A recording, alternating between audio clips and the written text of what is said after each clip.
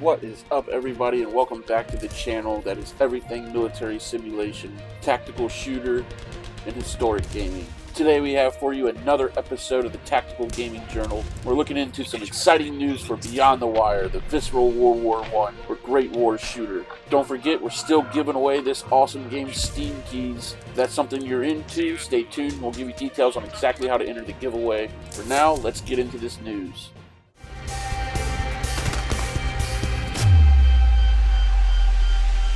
So as most of you already know, Beyond the Wire's latest update for King & Country, or Operation 2, just released a matter of weeks ago. It was a technical success, and we saw full servers for quite some time. I know I had a blast with it. We got the Harlem Hellfighters, we got the British faction, we got 3 new maps, and a new class, if that's what you want to call it, engineers, who are capable of building ladders and duckboards and stuff like that. And even a big old ammo box. They also streamlined all the systems, like getting somebody up off the ground or bandaging yourself. Everything is done with just F now. You don't have to fumble through your inventory or anything like that.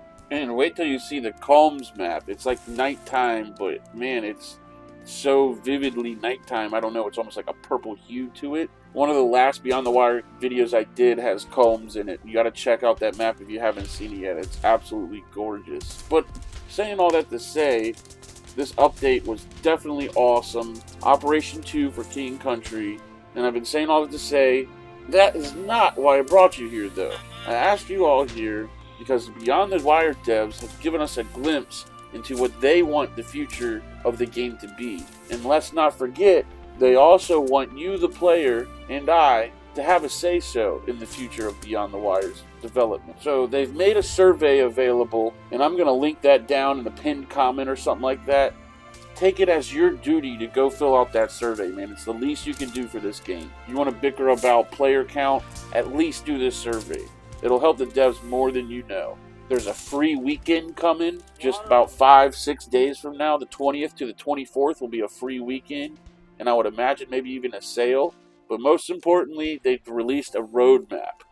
A glimpse into the future of what Beyond the Wire will be. And I would be lying if I didn't say I was absolutely almost shocked with some of the stuff that they're promising. I'm almost in unbelief. But if they can pull this off, some of the features they're talking about, this game is going to be a success. I mean, it's just going to force its way into the hearts of millions.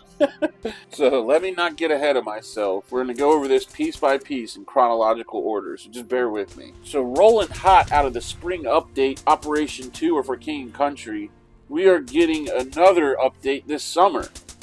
Operation 3, Canada's 100 Days. You guessed it, we're getting the Canadian faction in a couple maps. Vimy Ridge is considered Canada's biggest victory of the war, and there now stands a beautiful monument honoring those that fought and died there. Of course, with the new faction, we'll be seeing new weapons, and the biggest, well, not for me, because I'm old and can hardly give a crap about this next one, but it's huge for you younger cats. Customization and progression. Yeah, if I wanted to progress, I'd read a book. No, I kid. I know this is huge for a lot of people. It makes them feel like they're getting something. Now, I'm smart enough to understand I'm not getting anything but a bunch of ones and zeros in the matrix, but, I mean, there is no real tangible object there. I'm joking. I mean, does Donkey Kong need a backstory? Video gaming, what's happened to us? But no, I get it. I know the younger cats really want, a grind and a reward for playing. I get it, it's just not my bag, baby. But hey, if it's going to bring younger players to the game, I'm all for it, man. Bring them on. And customization and progression, I mean, if Postscriptum had that, the game would probably be past Hell Let Loose in player count. I mean, let's be serious. I don't know what it is about rewarding these people with digital knickknacks. These people eat that stuff up. Whatever it's going to take to make my favorite games flourish, I'm all for it. So coming out of this summer, sometime in the fall or winter, I'm guessing, we will be seeing Operation 4, The Last Great War, which is currently just a working title. It will be bringing to the game the Anzac Forces, or also known as the Australian and New Zealand Army Corps. These guys are going to be toting some pretty spiffy uniforms, and I can't wait for the ambient voices, the Aussie ambient voices. But most importantly, The Beyond the Wire devs are telling us we'll be seeing some vehicles. Yeah, that's right. The freaking awesome World War I tanks. When tanks were freaking invented. Now this is huge. This is something I've heard debated, and I've heard a lot of people say they'd rather not even see tanks in the game. Well, being that there's 50 versus 50, there's plenty of room for a couple tanks to be running around. Now also pretty freaking exciting and almost unbelievable is they're saying we're going to be seeing flamethrowers in this update. Which is really odd because Postscriptum has been toying with the idea of flamethrowers, and the devs have even said that they can't seem to get it without crashing the server. It just causes too much server load. So maybe this Beyond the Wire game code is built up a little differently than PS, and maybe they've figured out a way, because if they're promising us flamethrowers, they've figured out a way. So I'm astounded by that. If we see flamethrowers, you know we're going to see a flame-throwing tank. So, the Beyond the Wire's future is incredibly bright. But the buck doesn't stop there, man. We're going to shock you even more. Or at least, it shocked the crap out of me when I read it. Because going into the future of Beyond the Wire, and I'm guessing probably well into 2022, we'll be getting a new front, new factions, which speculatively could be anything, Italy, maybe even Far East. That would be cool. But they're getting a co-op mode, which will be huge for the game. Modding SDK coming out, which will allow us to manipulate the game and add content. Huge. But the hugest of the huge, air battles. What the frick does that mean? Freaking air battles. Okay, what you're seeing now is Screaming Steel footage, and I'm playing as an officer and calling in a strafing run, but I don't think that's what they're talking about here. I think they're legit talking about a player-controlled prop fighting plane. And if that's the case, how freaking cool would that be? And I literally hope they have some unconventional warfare going with this. Like, I want to be able to fly over it and like chuck bricks out the side and smash people's heads in with bricks from an airplane. Hear me now, devs. Make my dream true.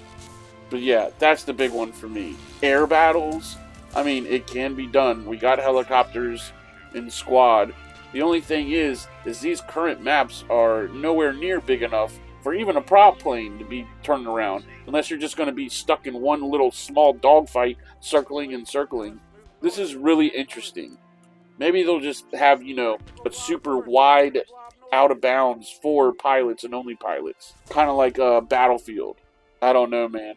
Modding SDK, huge. Once modding comes out, in co-op. Co-op is huge. That's a big... People love getting together with their friends and just taking on bots.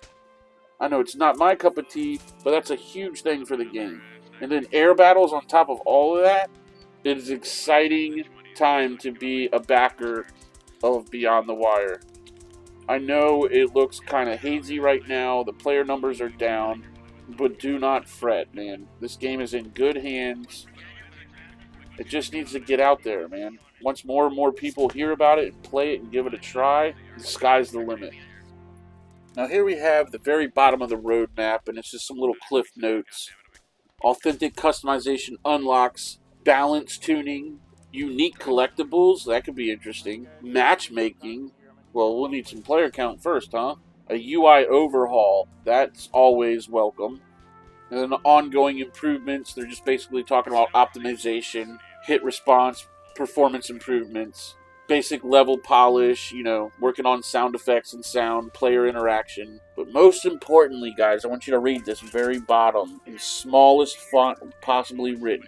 It says, "This roadmap may change and does not include all in-progress work. Individual items can be added or removed based on player feedback and development challenges." You hear that, guys? Remember that survey I mentioned earlier? That's one way the devs are letting us in. Please fill out that survey. If you do anything I ask of you, trust me, it helps the development of this game tremendously. And again, I'll have it pinned down in the comments. Well, folks, I hope you guys are as stoked for this freaking future of Beyond the Wire as I am.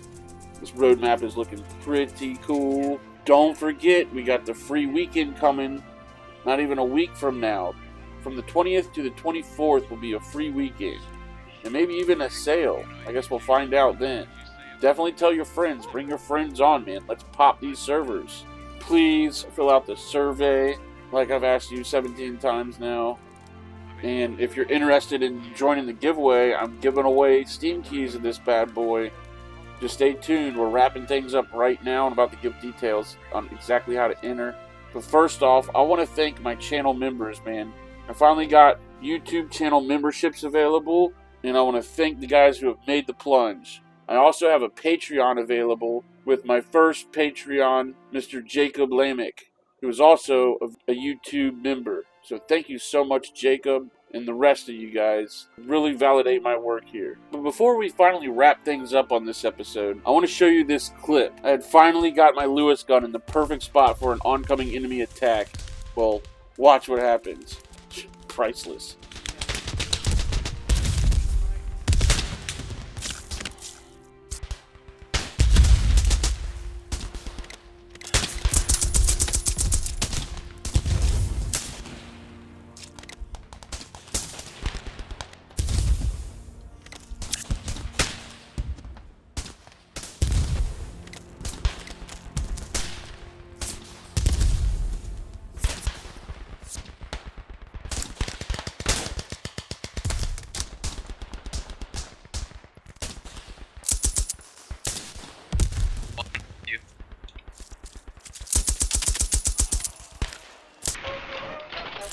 Oh, come on.